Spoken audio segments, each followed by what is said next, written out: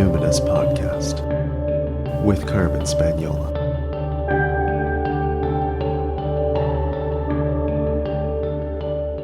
Hi there, and welcome to the Numinous Podcast, where we have interesting conversations with everyday folks about the mystery of life.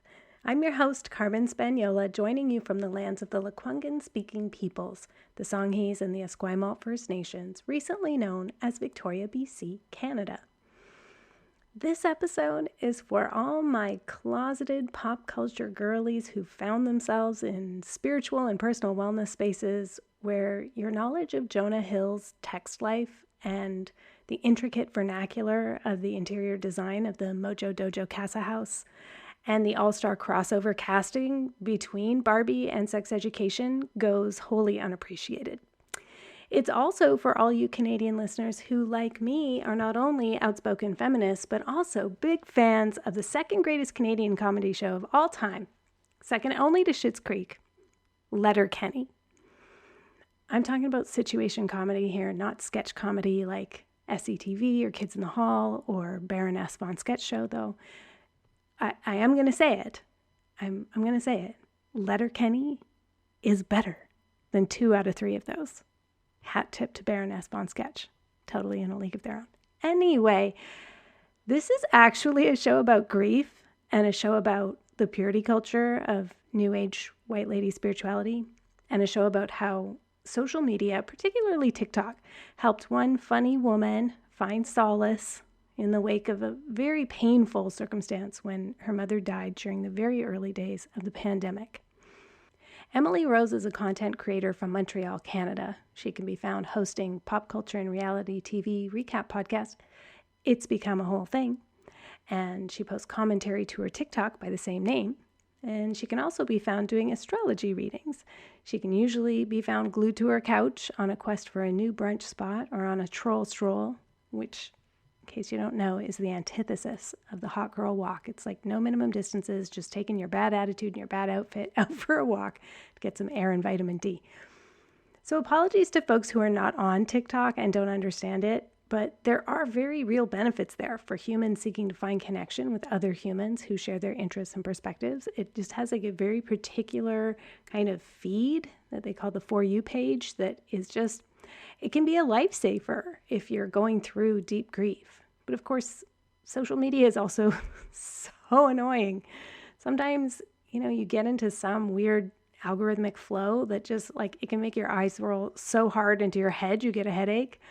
And a lot of us, we've been out on these internet streets for long enough that it's tiring. It's tiring seeing the same stuff all the time. It's tiring seeing those of us who are like working so hard out there on those internet streets trying to make a living, seeing post after post of like one kind of mythic norm after another. I know if you're listening to this show and you're on social media, you're like me. You're always treading that fine line between posting content that's inspirational, not aspirational.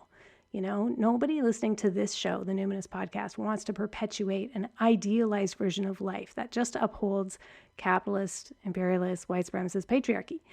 And also, none of us want to tear down like another person who's just trying to exist on the internet, It's a hard dilemma sometimes. I get that. But I hope you'll forgive this one indulgence because, if you're craving a conversation with people who get this nuance, but also kind of just want to vent a bit about toxic positivity and like modern internet spirituality, or in my case, like Instagram food flat lays and like food photography that like has pissed me off so much in the last 5 years, and just like how that intersects with pop culture, hey, you've come to the right place. I'm about to confide in you some stuff I really loathe on social media, thanks to some inspiration from my next guest, Emily Rose. So, Emily, what identities do you lead with? I love this question. The last time I was asked this question was in a class in university, so over a decade ago, and my answer's changed since then. I would say an exhausted and hilarious person. What's making you most exhausted right now? If you look around, just the general state of affairs, both in the general world, a bit of my life. But I do use humor to cope with everything, and I must say the trauma has really turned up the dial, I think, on my humor. So that's been a real bonus that's come out of everything. Absolutely. Transferable skills. Yeah. Just like they tried to teach you about in high school. That's so great. Yeah. Okay, so Emily, I found Meredith Lynch on my first day of TikTok.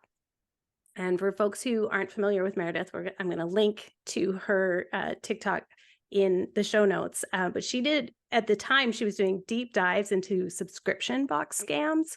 And I was like, oh my gosh, come through TikTok. TikTok, it turns out, is really smart and funny and has like an anti-capitalist analysis and feminist lens. This is great. Right after that, I found Molly McPherson. And I was like, oh my gosh, this is great. Another person who, is kind of in that community. She does crisis PR, but as a communicator and as a person who loves marketing. And I've always been fascinated by how we communicate and in the sort of social justice world about like how we handle call outs and call ins, all of that. I was like, this is great. Then Molly recommended, she called out you, and I found it's become a whole thing, and was like, okay, now we're bringing the funny, we're bringing the pop culture, we're bringing the smarts. And you'd done some posts that were critiquing kind of like the wellness world. And again, the kind of scammy things we can find there. So you three are kind of like my Justice League superheroes of like TikTok accounts. Yeah, that I'm like, I still, it just made me want to find my place on TikTok. So I'm curious about how you got into TikTok, what you love about TikTok and what you hate about TikTok. Well, first of all, I'm just honored to be put in the same group as those two women. I'm very fortunate to call them both friends, and actually got to be in the same room as both of them this year. I did a live show with Meredith, and Molly came with her daughter, and it was like just worlds colliding in the best way. But as far as TikTok, so early on, you'll probably remember it was known as like the teen dancing app. Yeah. And that was in 2020. And for me, TikTok is inextricably tied in with my grief story. So in 2020, I was taking care of my terminally ill mother and had to be very limited in social contact. I mean, completely limited.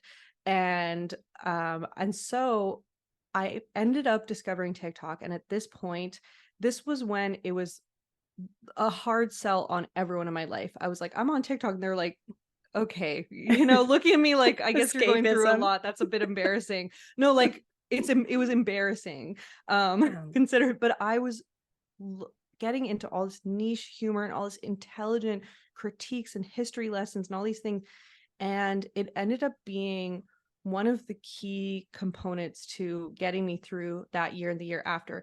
But because my mind is just always working, like I want to see how everything works behind the scenes, I hadn't really realized that I was taking in just how the app works. Intuitively, there's like ways to, social media optimization, there's ways to make Instagram work for you, TikTok. And so when it came time to, after my mom had passed away, I was dealing with all these other factors, and I was like, okay, what do I have to lose? I'll be even more embarrassing, and I'll just post about my thoughts about, at the time it was the Kardashians. And I had this heavy filter and these blue light glasses because I wanted to look smarter. and I guess, and it just took off from there. And then 3 months later, I started my podcast and my life changed. So TikTok has been like my door to Narnia. Wow. How did your life change? Tell us, like, in what sort of concrete ways did it actually alter like your day to day? Like in truly every sense. So I've met now some of my best friends from there. Like I've now been to LA twice, visiting a friend who I met through TikTok. She picked me up from the airport, Lauren, at the Zen Blonde on all platforms.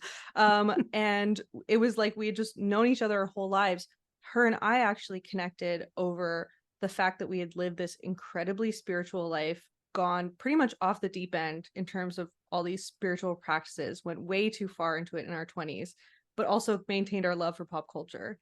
And so through her, I've met other people like that. I hadn't ever met people like that before. And then career-wise, I was working a job that I really hated. That was part of why I was like, nothing to lose. And so 3 months after my first post, I started my podcast. And then 6 months after that first post, I just took a leap and I quit my job and I'm working as a freelancer and content creator. Amazing. Well, and your content is relatable, funny, super great. You mentioned how one of your first things was talking about the Kardashians. So I had, before TikTok, I still have never seen an episode of Kardashians television, but before TikTok, I knew who they were.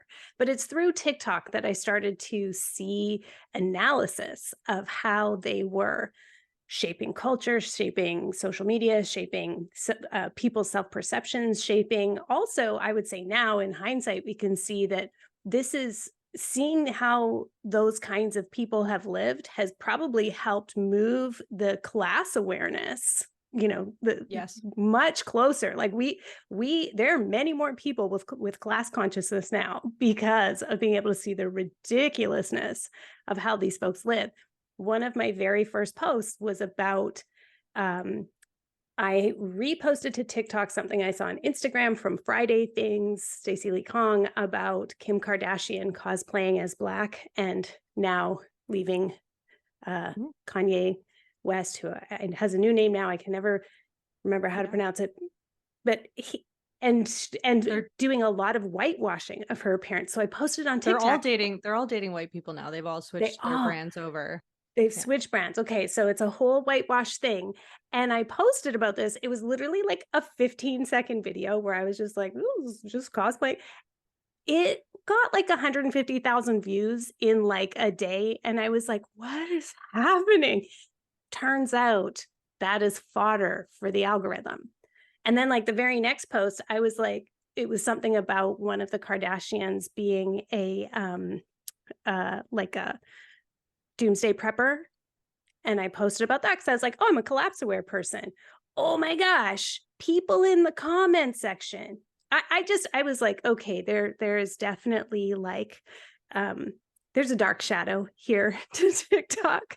What are some of the things that you like hate about TikTok actually? Like, what are some of the ugly things about human nature that you see that you're like, wow, this comment session or this, flow in my FYP is actually kind of sinister? Yeah, I guess probably I'm very jaded going back to my identifying as an exhausted person, where I really see sinister things going on in every facet of life. And I view the way that we relate to TikTok in very similar way to the way we relate to celebrities, which is that it's this projection and this thing that pulls out our all the recesses of our reptile brain. And like, so with the Kardashians, it's like, they're just people. So we're giving them our attention and money. And what does that say about us? And same with TikTok, that now I guess maybe it's my little contrarian side, but people hate on it.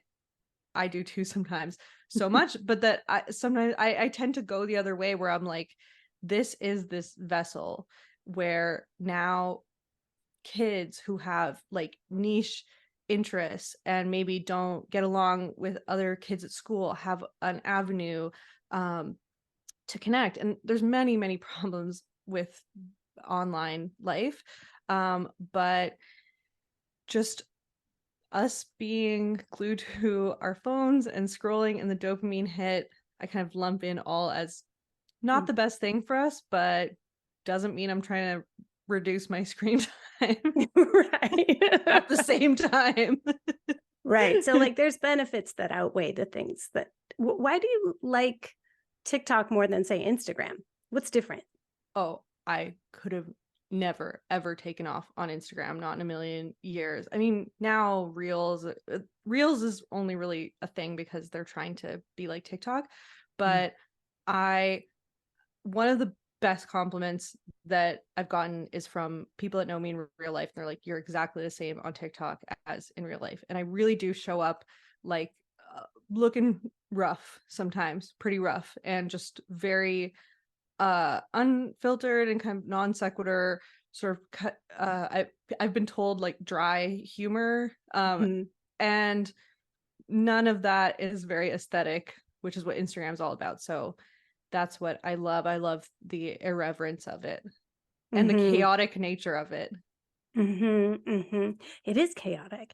You wrote a book, a journal, the Stuff I Hate journal, and we will definitely link to that in the show notes too.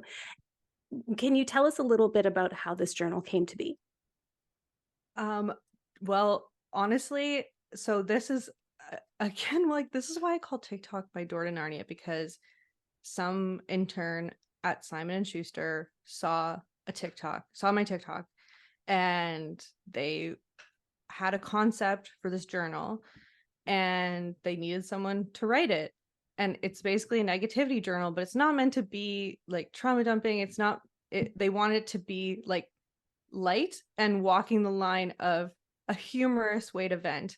And that's what I'm all about, is just really allowing people a space to be their gremlin selves. Like I call my podcast listeners trolls. Like we're all just living our troll life and going for troll strolls. And so they wrote to me and I said, great. And it just, I mean, it kind of felt like an assignment at school. It's like, here's your word count and here's when you have to turn in this essay.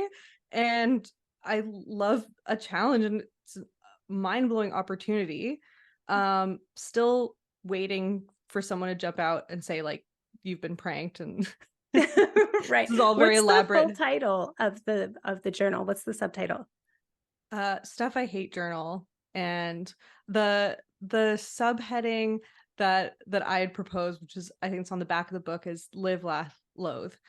And and I really wanted it to be the same feeling as when you get home from a long day and you're with your person, your best friend, your partner, whatever, and you're just like venting about your day and you're laughing and you feel better. That's what I wanted to be, the book version of that. And to just give people permission, just let it all hang out, because I hadn't realized how great of an audience there is that just feels guilt about their gratitude journals. I hadn't realized how many people like me just had like 2 pages filled out and then just always felt this sense of dread, like, oh, I gotta fill out the gratitude journal. Okay, listeners who've been listening to the podcast for a long time, it's been around since 2014. So if they've listened for any length of time, they know that I have a very particular sense of taste and a very particular way of moving through the world. But then there's also people who work with me, like in the Numinous Network or one-on-one, and they know me as kind of a bit more of like an amygdala whisperer. Whereas I've had people who know me in real life, like when I was on like the community association of my neighborhood, they were like, where is this trauma therapist persona? Like they just, because I was like such a kind of bulldog around fighting for justice in the neighborhood. I am the perfect audience for a Stuff I Hate journal, because it is like, I don't want to yuck somebody's yum. I don't want to, trash talk people. I don't want to make people feel bad. But if I'm being honest, I fucking hate Instagram food photography. I fucking hate it. And I wrote a whole cookbook, and it's like when I'm going through Instagram and people are getting tons of likes on these photos, I'm like, why do you have 24 fucking lemons cut on your countertop? Why do you have spices strewn all over? Do you know how expensive cinnamon is right now? This is so dumb. And I really hate like wedding cakes or any kind of dessert that has inedible stuff on it. Like when people are putting flowers that are like, I know to be poisonous, or like the stems. When I went to cooking school in France, you never put anything on a plate that a person couldn't not only eat without like hurting themselves or poisoning themselves, but also it was supposed to be delicious. And I don't want to eat your fucking yarrow fern stems. Like, yarrow's not a fern, Well, but it has those ferny leaves. I yeah, hate that shit, but I don't want to like say that on Instagram, but I would say it in my journal. yeah. Achilles millefolium for all the little Yes. tendrils in their leaves. Yeah.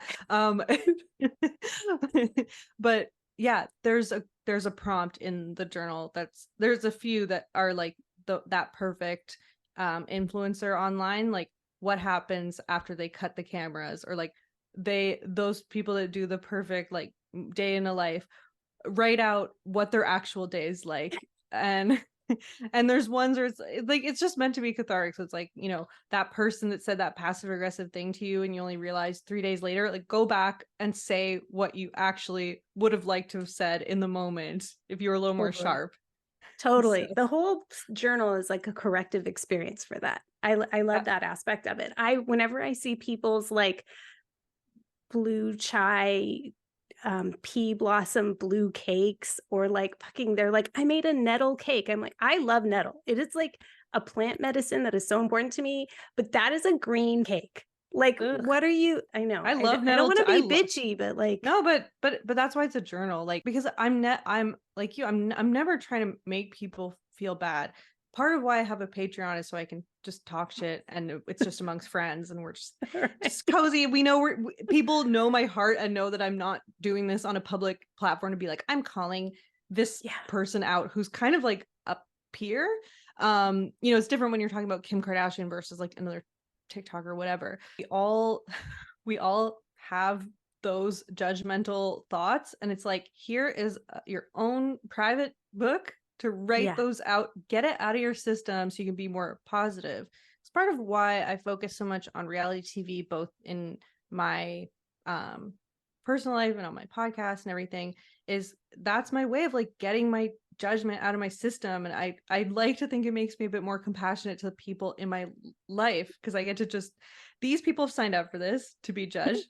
Okay, so I can have all the schadenfreude, get it out of my system, and then try to meet people with some love and kindness. Totally. It's like a nice sort of trauma theory where it's like, let's find a container, a safe container, because I think living in an overculture that keeps us in like a fight or flight or freeze response, if we come out of freeze and we start to mobilize, it is good to like get that fight response out. But Yeah. that like, fuck that. But Yeah. I don't want to do that to other people that I know. So it's nice to have a container for that. So you have a background in herbalism. You just like did that beautiful Latin plant identification there for me. Thank you. You're also a consulting astrologer. Can you share a little bit about how you learned these crafts and how they fit into your life now, if at all? Well, yeah, I think because I had your list of questions, so when you said yarrow, I was like, that's my favorite. And then I love getting nerdy about plants, and I love the story of why it's called Achilles millefolium. Um, Go ahead, Achilles. tell us, Well, give it to us. oh, I Tell was us. like, It's like pop culture, but for herbalism. sometimes I'm like, we all know the story, right? No, we don't.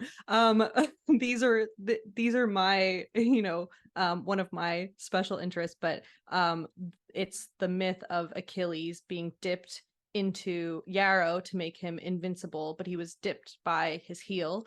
And so that was his point of weakness, but it's because yarrow has so many medicinal properties, so there is something to why he was dipped in yarrow.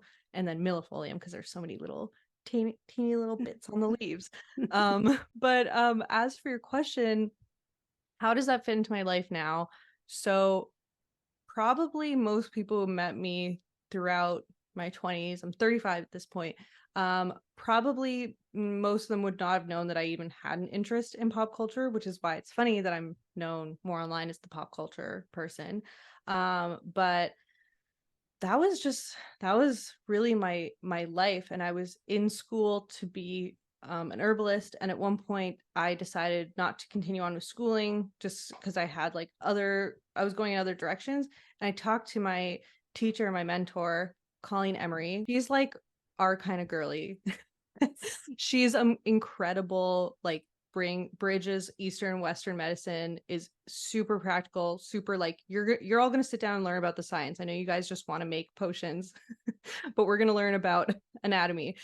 I told her that I was really struggling with the decision to not go on with school that she was teaching, and she said, look, you've always been an herbalist and you always will be, and you probably were in past lifetimes, and that's just who you are. Like when I'm walking my dog around the city every day, I spot edible plants or medicinal plants like growing in the cracks of the sidewalk, and I'm like thinking about them, and so it's always there, whether I'm articulating or not, which I'm usually not. And how about astrology? Oh, that is just it's my favorite lens and system of analysis. I see it as data analysis. It's not so mystical to me. It's much more like practical, and it's a way of filing knowledge in my mind, and also helping me to understand and also be more compassionate to people. Because if I can understand more of how they tick, then it's like, I don't know, it just makes me instantly more understanding of them and of the world. So when did you first begin to see that there was an underbelly to the wellness world? Like, did you have specific bad experiences that, like, now in hindsight and with the benefit of more life experience and more of a like critical analysis lens, you know, those things you walked away from then, do you look back now and think like, whoa, that was actually a lot more serious than we thought, especially now in light of the kind of like white spiritual wellness world to QAnon and like Freedom Convoy pipeline? Yeah. Oh my God. It's okay. So it's so interesting because I feel like COVID was really what broke open a lot of that world, where a lot of people really went far down the QAnon path, and it also just exposed that pretty clear connection that a lot of us now see between like the crunchy to all right pipeline. And at the same time, so for all of my 20s, I was living in British Columbia, in a little hippie town in the Kootenays, for any Canadian listeners. Any British Columbian knows exactly what you're talking about then. Yep, you know, yeah. If you're in the US, it's like the Emerald Triangle in California, that kind of vibe. And I was so in it. Like I probably did every type of healing modality. I probably had a bathtub worth of tinctures in my system, like acupuncture, everything. And I was just trying to feel better.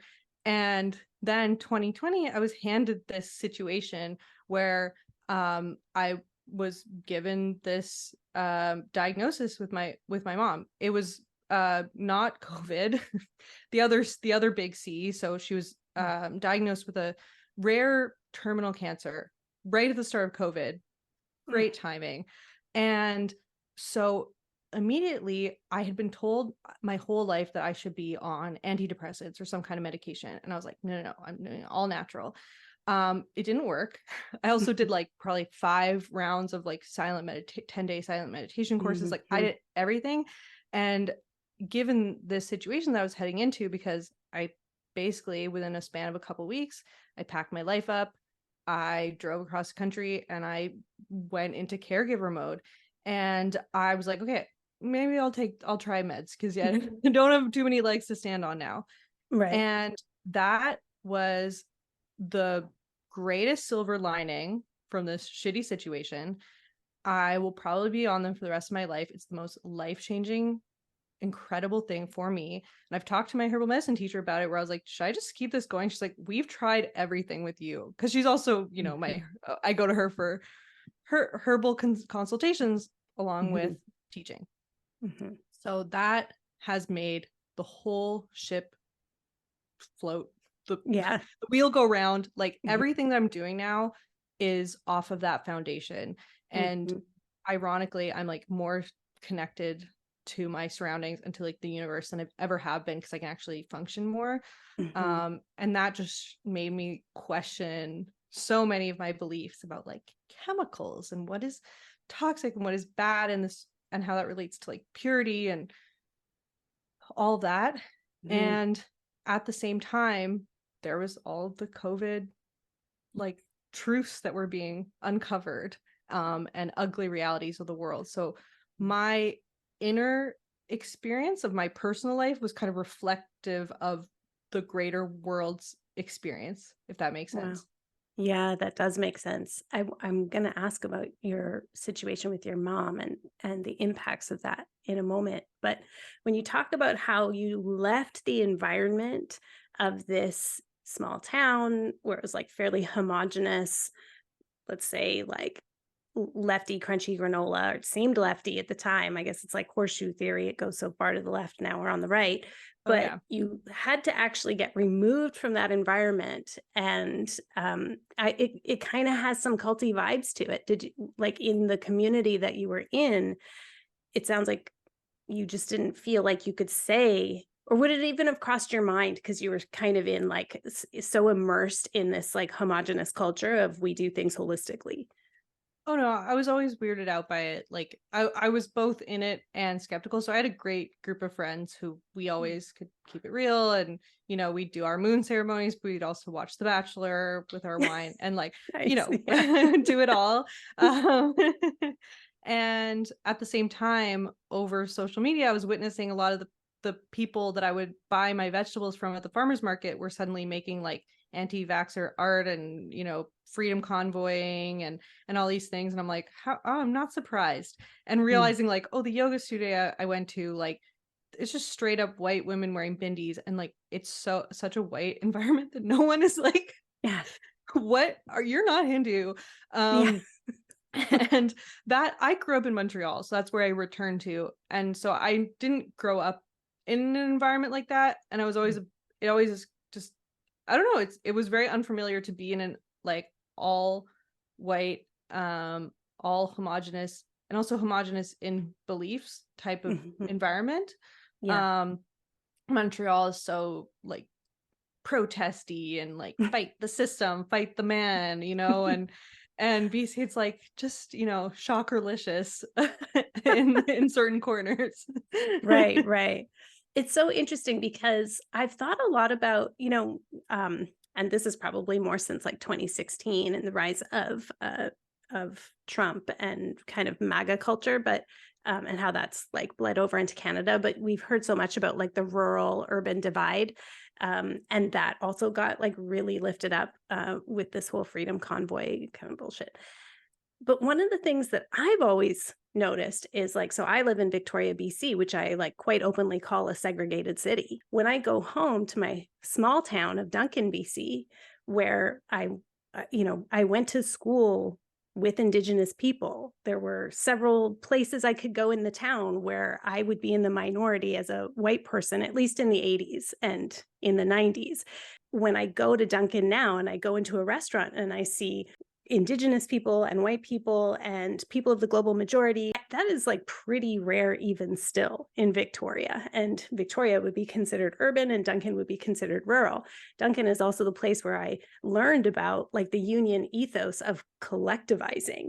And so there is a strange thing that's happening right now where it's like half of rural Canada is freedom convoy, but the other half of rural Canada is like, no, you take care of your neighbors, we collectivize, we work together. Like it's really intense how social media amplifies the sort of vocal, I hope is the minority of white supremacists, Yeah. but it's like it's been pretty shocking and very interesting to notice how the cult dynamics of groupthink are activated and energized with charismatic leadership, which is like what makes me worried about Pierre Poilievre and their use of social media and the charismatic leader. Do you track that on social a Yeah, lot? Yeah. I have a politics degree at focusing on Canadian politics, and I'm like, all, yeah, I think about that constantly. One, actually, the real main reason why I am so into pop culture reality TV is that I need a remedy for my soul after like reading all these articles and keeping up to date on that stuff. Like, whew, I need to just watch some people with frozen faces like yelling at each other in like a fancy restaurant.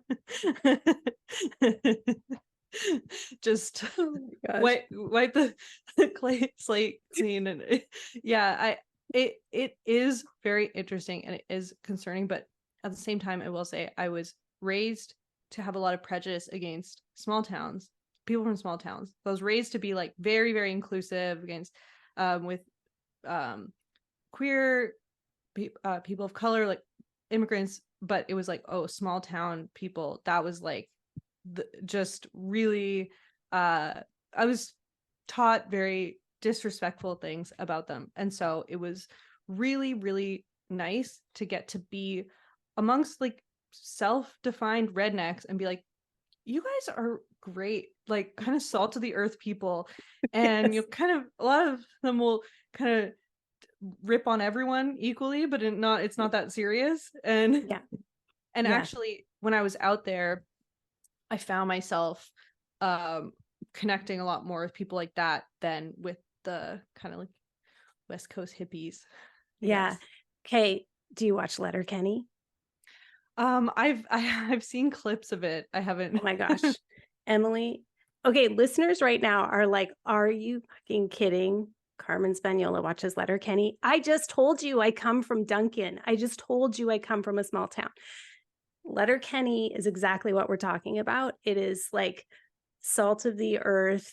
It's super funny. It's super dirty. It feels very kind of like a new, more modern, more justice-oriented Canadiana. So I commend to you, Emily Rose, Letterkenny as like where Canadian humor needs to go next. Amazing. I'm sold. I'm sold. I got fired up because like I'm like that's how, I mean, I don't know if it's anything like Trailer Park Boys, which is one of my favorite shows. Maybe it sounds Trailer Park Boys is not not really like that, but it is deeper than people maybe make it out to be. But back to what you're saying about Letterkenny, like that is how you humanize people. It's not through hollow land acknowledgments and then not doing Yes, anything about it. It's like actually just 100%. showing people as real people. And I was just trying to explain to my boyfriend the other day, like we were trying to hire someone off of TaskRabbit to mount a TV, and they like kind of messed up the wall. And I was like, if we were in a small town, like we would have just talked to our neighbor, and if they couldn't help, like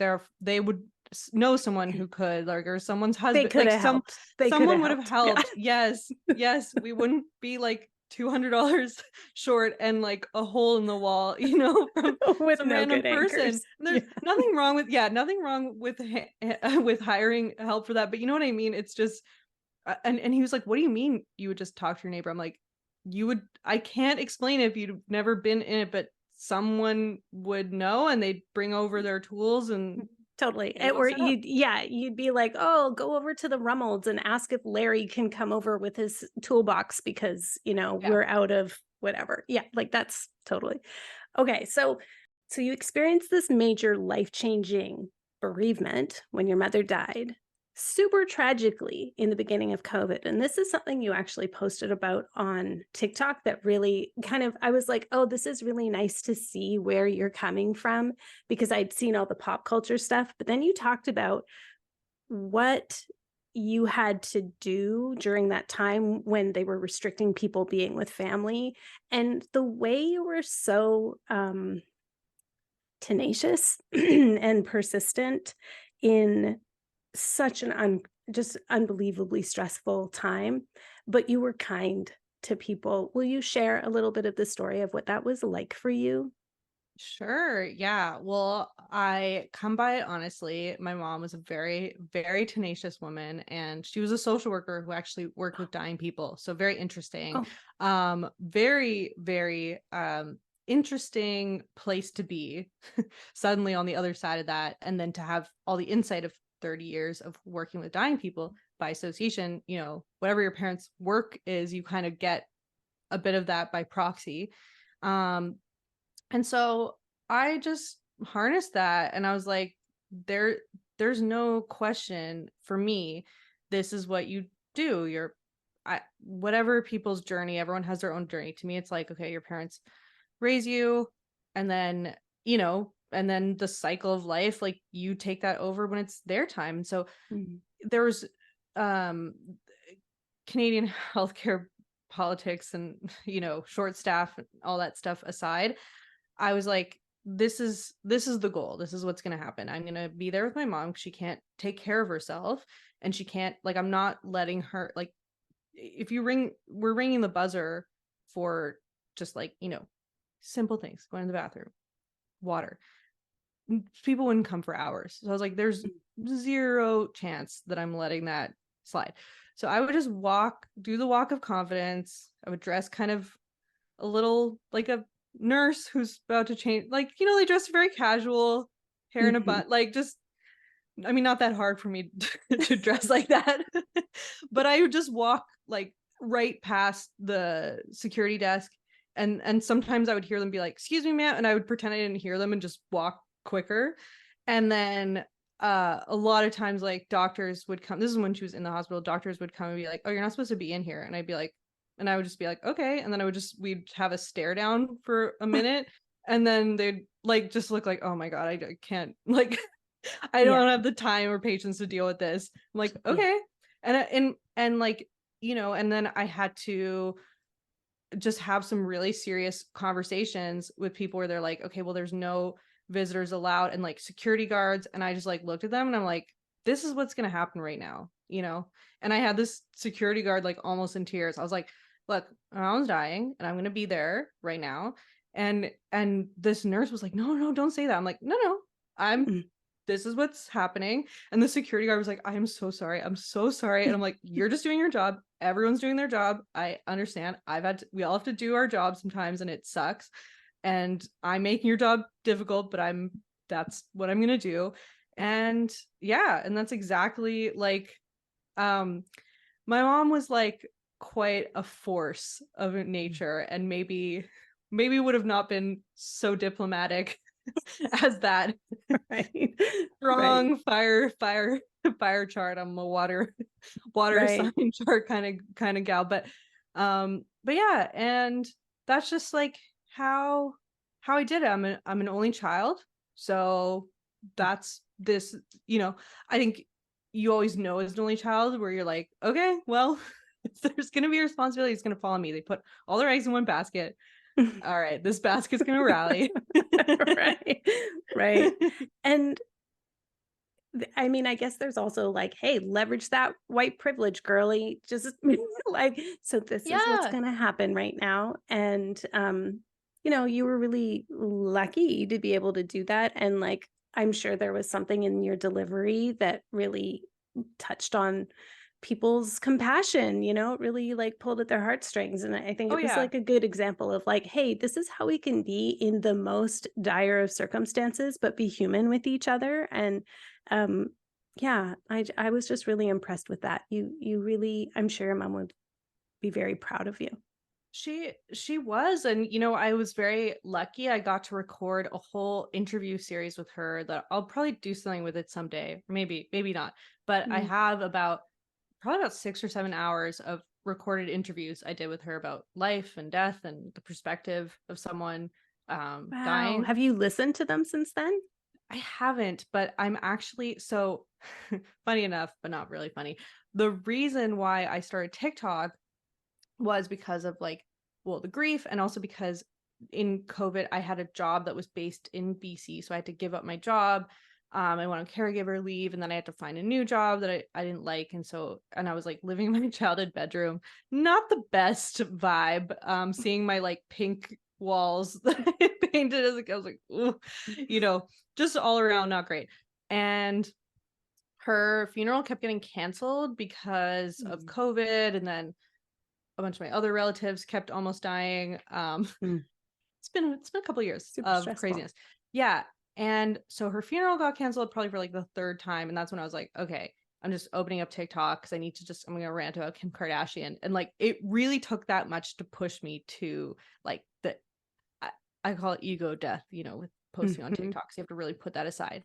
And so now I finally like after 3 years of trying, it's kind of full circle because I've finally just cemented a date for her funeral Oh, for like, wow. yeah, on the 3-year death anniversary, which is so wild. But yeah, it's been a wild ride. Wow. So the 3-year death anniversary is coming up. And so that might be a time where you listen to her voice for her funeral, Oh or yeah. just to like feel connected to her energy in a deeper way, I guess. Oh yeah, actually, sorry. I lost the reason why I thought of that was because most people couldn't see her at Mm. all. Like her illness was like it was like April to November 2020. So like Oh, no, pre-vaccine, all that. So mm, people couldn't see her or say goodbye. And so I was thinking it would be nice to do something with that footage and put that out mhm. there. Maybe like make a little website or something where I can just, yeah, just post that. I think it Yeah. might be healing to people. Oh, for sure. Oh gosh, that sounds so beautiful. What a beautiful memorial, and also um honoring a beautiful, like hopefully a beautiful ritual.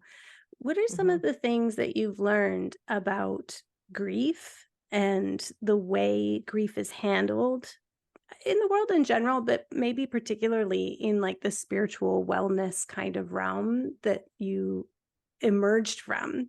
Yeah, with my grief, like on one hand, I feel more connected than I ever have to something bigger than me, because that's what I really leaned on. And on the other hand, most of those like quote unquote spiritual practices, I really just completely dropped. Like Mm. because the whole like toxic positivity, going back to this is what I channeled into my journal, all the people being like, everything happens for a reason. And like, it drove me crazy. And like, my mom and I were like, get out of here with that bullshit. Like, she would be like, seriously, like, I don't get out. Like, I don't want to hear this right now. Everything happens for a reason, like, to the dying Mm. lady, it's like, Yeah. maybe comforting to some people. Whatever it comforts people, please, hold on to that if that's what brings you some peace. But to me it just made it seem so obscene. And also the whole thought that I truly believed in, which is like your thoughts become your reality. I'm like, okay, so then what thoughts created this? And Mm. that just seems like a lot of people um talking about how they manifested money and Mhm. abundance, and it's always these like white lady coaches on TikTok. Yeah, it just sounds like capitalism. Yeah. Yeah, it all sounded really absurd. So the Mhm. spiritual world, yeah, it just became kind of like something that was like a pillar of my life, and then just became kind of like a joke almost to me overnight, Mhm. where I was like, I just laughed it off. And that's how my mom and I dealt with it, like the whole time of her illness. Like, we were very real about the situation. We're like, anyone who wants to be in denial about this, like, that's fine, but don't bring it to us. We're being very realistic about this. And we would just be like making fun of, like, we'd be like, oh, the cancer patient inspiring, like real original. Not to people's faces because everyone's, very overcome, but we were just like like, oh my god. She's like, if I have to have one more person tell me that I'm brave, like, I'm gonna punch them. And I'm like, yeah, yeah. I think that my way of dealing with grief is um realizing that I can laugh at the entire thing. And I'm very excited someday down the line. I'm very excited to put out like a humorous book about grief and all of these little absurdly dark humored moments that come with it. Mhm. Mhm. That sounds like a nice extension of your things I hate book. Yeah, I know, but it and it's I actually had been writing it like before I ever got this email from these publishers. I had been writing this, and this is also before I had a platform. This was when I was like, maybe this will just be a book I write to no one someday. Hmm. But I was writing the whole time and writing out like unexpected tips that I had. I have a lot of like practical things that I've never heard people really talk about when someone's sick, and I want to present that both to people going through it and to like friends and loved ones who are peripheral to that and don't know how to engage with it. Totally. That sounds brilliant. We'll have you back on when when that book's coming out. Why do you think now, like the world is very different from 2020? Like, why do we even spend our time on social anymore? Like, is it kind of just schadenfreude? Like, I look around at the world 3 years into a pandemic and think like, wow, people are really fucking tired. They're tired. They're burnt out. They're seeing through things. There are things like class consciousness now that are more obvious. It just seems like the cultural mood is different. And also, the internet seems different. Like, I don't know if you've read about dead internet theory, but there's some interesting articles about, even if it's not true that the great inversion has happened and like most of the internet is actually bots, it does kind of feel that way. And also with everything that's happened with AI this year, it's like, what is even life anymore? What is even real and what is fake? So like, I'm very curious if you think that reality stars and pop culture and celebrities are still going to be relevant for much longer. Yes, I do think so. And I had a financial expert on my podcast last year, Bridget Casey. She's amazing. Oh, I love her. Yeah, I follow her too. No, she's incredible. And like, yeah, she puts out a lot of thought, like tips and everything on finances. But there's this thing that she said on my podcast where we were talking about fascination with celebrity, and she talked about this study that was done where it was in the 1920s, I believe, when you could just kind of do whatever in a scientific study, like there were no ethics committee. So they starved these men. It's not funny. It's just absurd that this was allowed to happen. So they kind of like they didn't kill them, but they kind of got sort of close and saw what happened to them, and all they thought about all day was food, and it's all they talked about and thought about. And she made that analogy to how we're obsessed with the Kardashians. A lot of people like hate watch them, same with celebrities, but she's like, it's the same thing where we're in this capitalist world and most of us don't have that type of wealth. And even for a lot of these celebrities, it's not even real. It's just they're portraying it that way. But it's like we're starving and we're just staring through the window like at this cake. But it's like and the cake is a hologram and we know it and we don't care because our mouth is still watering. Yeah, or the cake is like whatever crazy scheme like Kris Jenner's pulling next, and Right. whatever it is, real or not, that's what compels us. And I think about that all the time. And so I think that the way that we engage with celebrities is rapidly changing. So just for example, like Oprah's fundraiser for Maui is one of the best examples of that. She was so shocked, and she was like, well, Dolly Parton did a fundraiser in 2017. It's like, first of all, Dolly Parton's a class act, keeps things very low key, and she gave her own money and maybe put on a concert, but like that's different.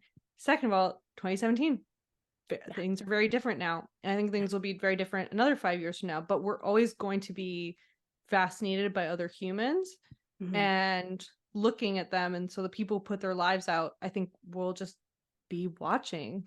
We're all too addicted to our screens to turn away, I think. Right. I also think that there is something useful about tracking the cultural mood and the prevailing atmosphere. This is why we educate ourselves about pickup artist culture and how that translated into the heyday of marketing in the 2000s, internet marketing and coach culture, and how that is like translated into bro culture and podcasts, and how that is turned into Joe Rogan. Like, these are important cultural narratives, I think, to keep track of. And along the way, we can laugh about how often men think about the Roman Empire and women think about their ex-best friend. Yeah. Yes. It's like throw in the meme of the moment. Absolutely. And that's it. Like with celebrities, like a lot of the times now we're laughing at them more than anything. We're still just as engaged, but just in a different way. For me, ultimately, like I started getting into pop culture when it was just in the newspaper. Like as a kid, there was like this little section next to the comics that was like little blurbs, and I would just read it because I always wanted to know about people's lives, and I wanted to know the gossip and their childhood and their divorces and everything. This is what has always driven me, and that's not appropriate to know about private citizens walking down the street. You can't knock on the door and be like, what's the crazy gossip in your life this week? But for the people who are putting it out there, I'm like, great.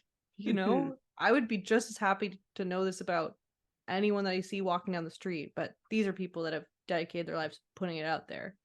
Totally. Yeah. I grew up with my mom, my grandma, my great grandma, and my 3 aunties. We lived in like a 2-bedroom with a basement, and like a 1-bathroom house. But my grandma had her beauty salon in the garage, and she had subscriptions to People and Us magazine. and along with that, all the soap operas were just on all day long. Young and the Restless, Days of Our Lives, All My Children, all that kind of stuff. So this culture of like knowing what's going on in people's lives and being like hyper relational in that kind of way, it's very interesting to see it become these like parasocial relationships on social. But I'm very excited about the opportunities for like cultural analysis that comes out of it. People like you who are breaking this down, people like Kiki May, I don't know what her actual real name is, but like feminists on the internet who are breaking down pop culture, Stacey Lee Kong from Friday Things, absolute like required reading to understand how we can see the systems of oppression at work through pop culture. I think it's awesome. And like your kind of work brings home how it complicates our humanity when we have been saturated in pop culture that is, really dictated by like supremacy thinking or capitalist motivations. So you talked about how you let go of all those like spiritual practices, the gratitude journal and all that kind of stuff, but you feel more connected than ever, spiritually speaking.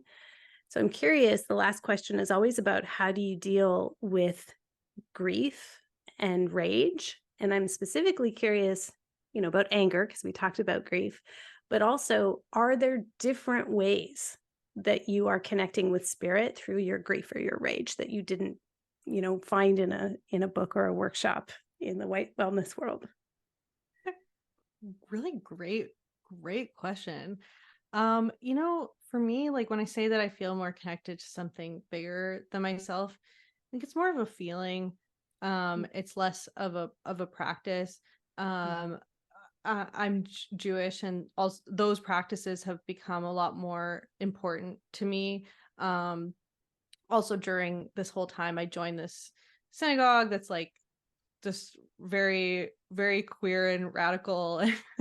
all the rabbis running it, all women, and just very into social justice, and they're fantastic.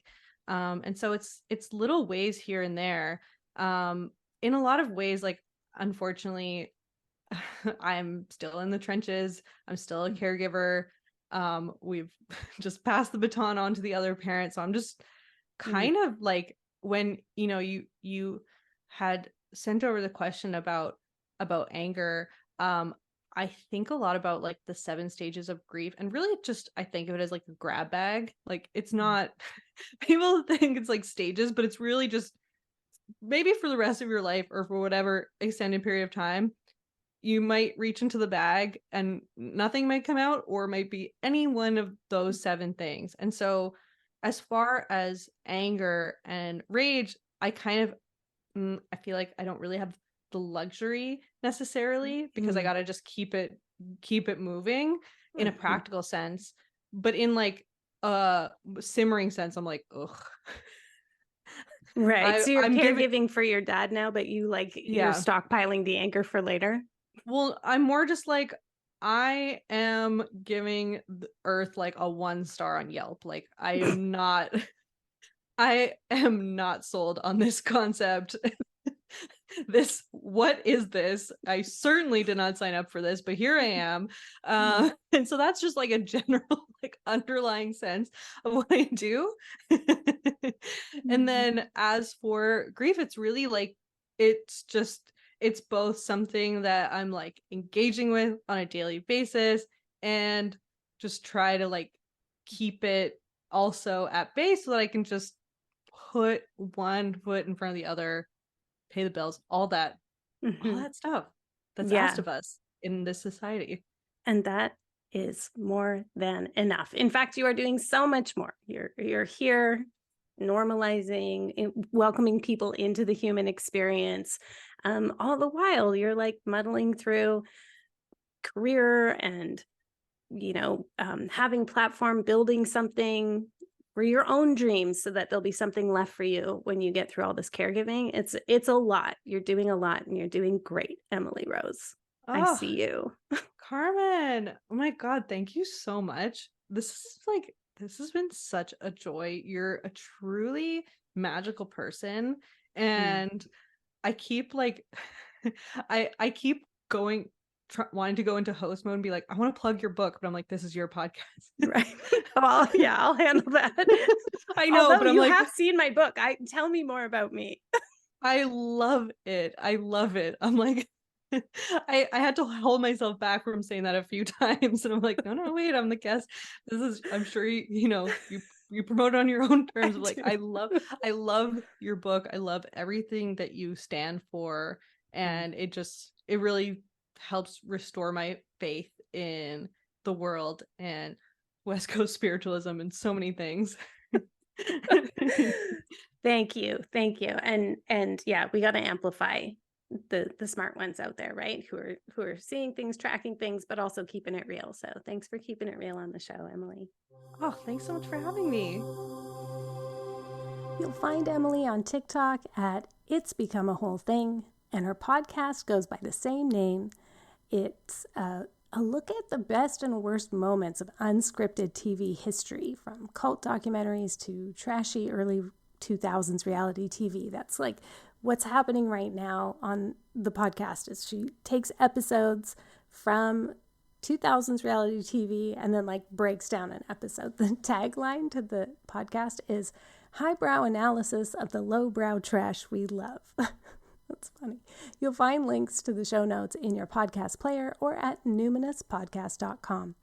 And I'll also link to the Stuff I Hate journal. Makes a great gift. And, once you have it, please give it a review. Amazon, Goodreads, Bookshop, wherever you want. It all helps the algorithm, I know you're sick of hearing me talk about how important reviews are, but I'm going to have another book coming out to tell you about, hopefully soon, and it's going to need all the help it can get, let me tell you that. Anyway, in the meantime, I would like my listener shout out today to be a deep thanks to fellow Canadian Jillian. Jillian, this was, I think, on Amazon. Yeah, I gave it 5 out of 5 stars to The Spirited Kitchen, Recipes and Rituals for the Wheel of the Year. That's my book. Hope you like it. Jillian likes it. Jillian said she titled this Beautiful and Nourishing. This is such a comforting and cozy read. My kids love the seasonal activities. Okay, now I'm going to cry because it just gets me every time I think about kids doing the activities. Oh, okay, sorry. This is unscripted, friends. The food is super yummy, and I read this to learn about some simple, enjoyable, and easily achievable ways to enjoy and honor the passing seasons with family, friends, and loved ones. That really touches me, Jillian. I really appreciate it. Thank you so, so much. Finally, my friends, my annual online event, which is New Year, is happening on Saturday, October 28th this year, featuring educational sessions on astrology, tarot, ancestral veneration, and more. Early bird bonuses are available until October 12th. Find out all about it at carmenspanyola.com. CarmenSpagnola. Until next time, take care.